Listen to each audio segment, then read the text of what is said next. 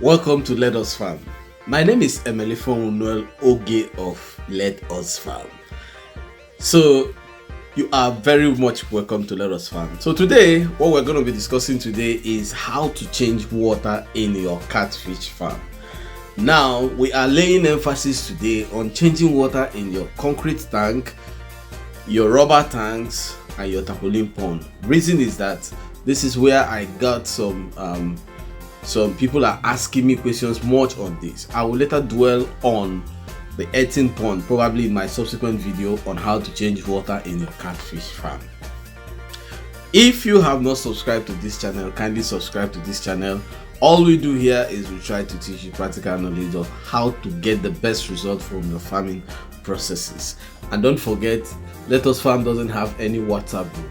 Please, we don't form any group. We're not asking you to pay any money for anything. And in case you are having any issue in your farm, all you simply need to do is just do a 2 to 3 minutes video of this your farm. When doing this video, do it when you're feeding your catfishes. It gives me an overall view of what's happening in your farm. Then send this video to me.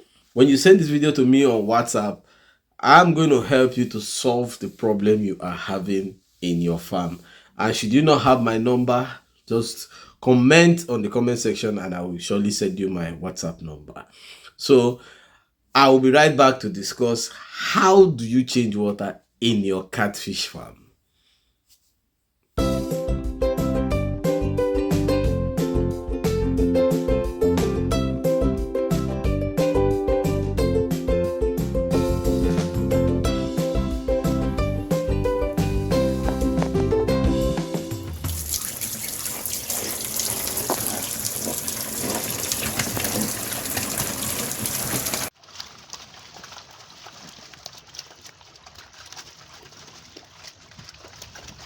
Welcome back. So today we are going to be learning how to change water in your catfish farms. Now I will be playing videos, in between just to explain exactly what I'm trying to say so that you will understand it better. As you all know, I always prefer using people's farm videos to show. I also bring in my videos, but sometimes because of understanding sake, so that you don't start to wonder that probably what I show you is not exactly what I do, and for some reasons, which personally I don't know. But, having said that, changing water in your catfish farm. We have various methods of changing water in your catfish farm. Now, we have a method of changing water in your catfish farm where what you do is you discharge your whole water from the catfish farm.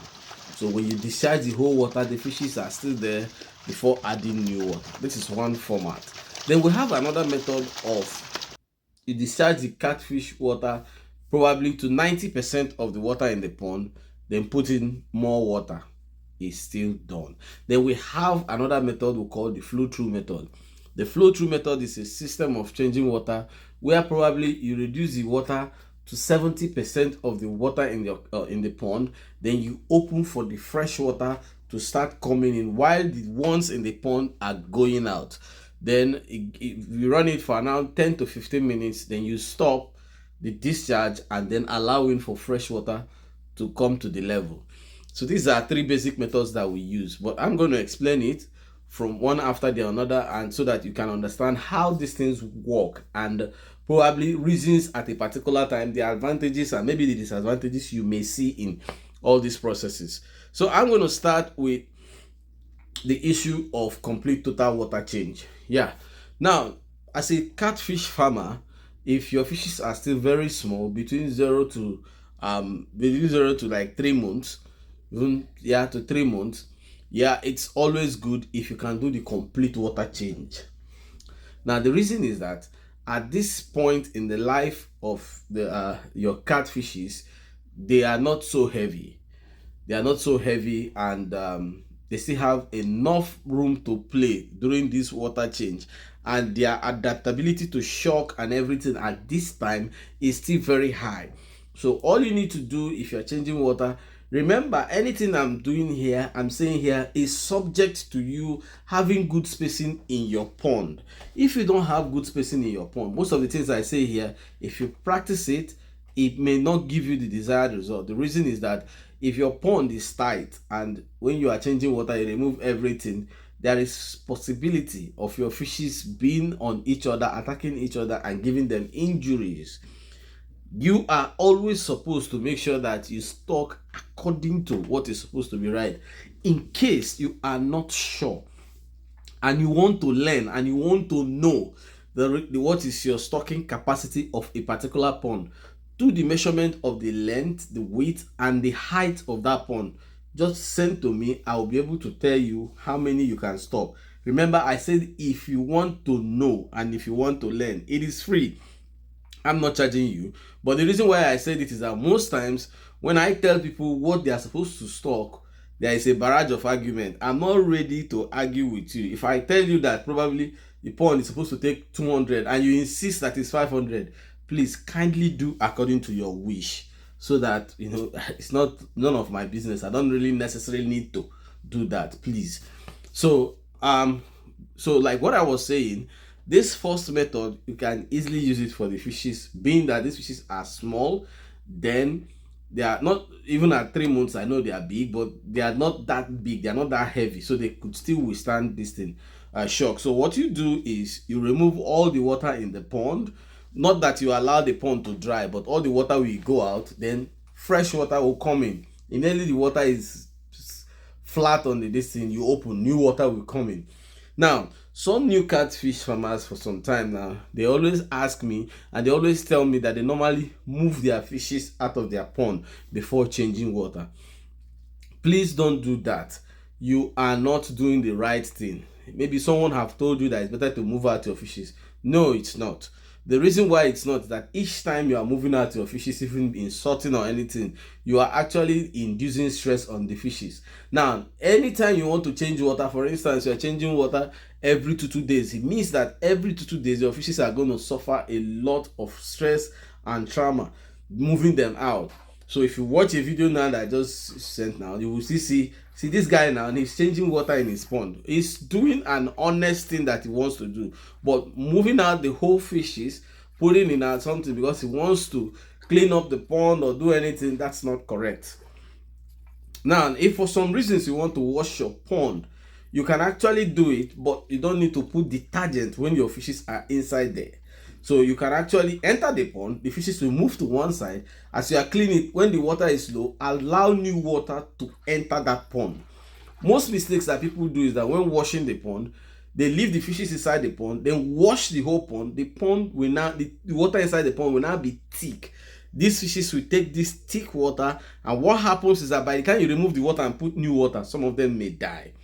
So this is exactly one way to change water, which I have said is you remove the whole water from the pond, lock in your discharge, then open for new water to enter. I've given you the age range between your day old and probably your this thing, maybe when they are 3 months, maximum 4 months, you do that. Now, after this period, the best method again to use when your fishes are becoming so much very bigger, a kg and above, anything from 3 months and 3.5 months of fishes is becoming that big. So the best method to use from this period is your flow through method.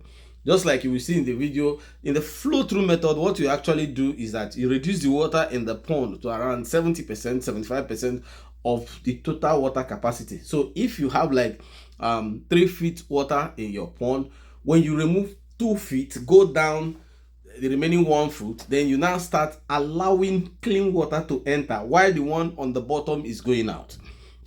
You allow it to run like 15-20 minutes, then you lock your discharge and allow the water to fill up.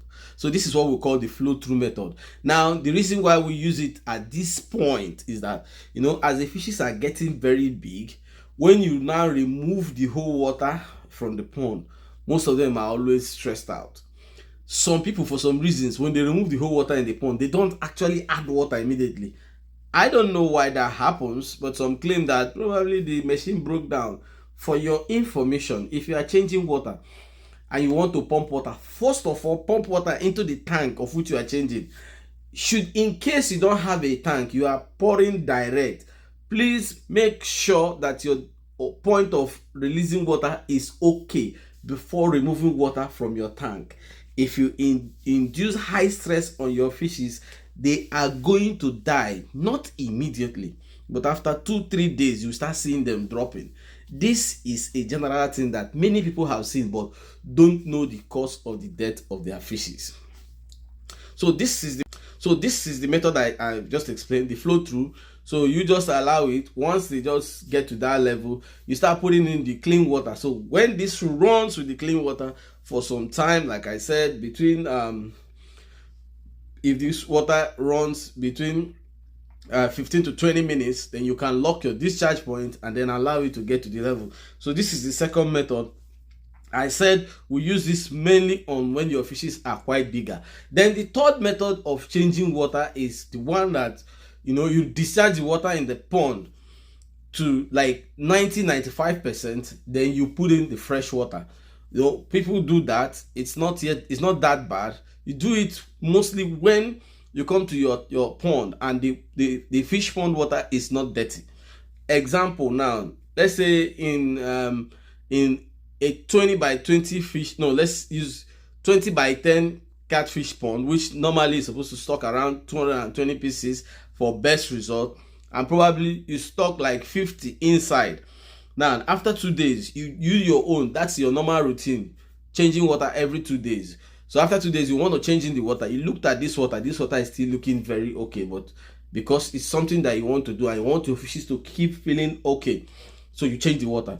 You discharge that water, 90% of the water, you add in the fresh one. It will still be fine. There will be no issues. Remember how I explained it and the reason behind it.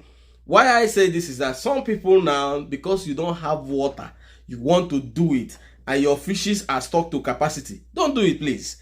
Because if you do it, the groundwater that is remaining there before you add water is still going to be dirty and it's still going to spoil the new one you have put. So understand the reasons why I said this, so that when you do it, you will achieve the same result which you are set out to achieve. Now, these are the 3 basic methods of changing water. Remember, the main reason why you change water in your pond is 1, you want to make sure that your fishes are very healthy. Clean water in the pond keeps your catfishes very healthy. 2, when you change water in the pond, watch your fishes. They are very happy. They start being more active in the pond. And when your catfishes are very active pond, it leads to 3. It makes them to eat very well. And when your fishes eat very well, it leads to 4. It makes them to grow very well. And when your fishes grow very well, it leads to 5. It confirms your money at the sales point. So all these things are interwoven together. Once you miss any one of these things I just explained now, it's going to be a problem. So make sure you understand the real reasons and how to change this water. Now, if all these things I have said, there is something you did not put one-on-one together, you didn't really understand, please don't be ashamed to use the comment section. And if you are having any challenges in your farm whatsoever, do a 2 to 3 minutes video and send it to me.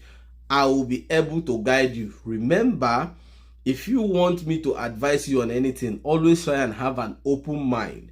Don't have something in mind and then you're asking me questions and I'm trying to explain to you, you don't want to change it. Personally, I will discontinue because there's no point wasting my time.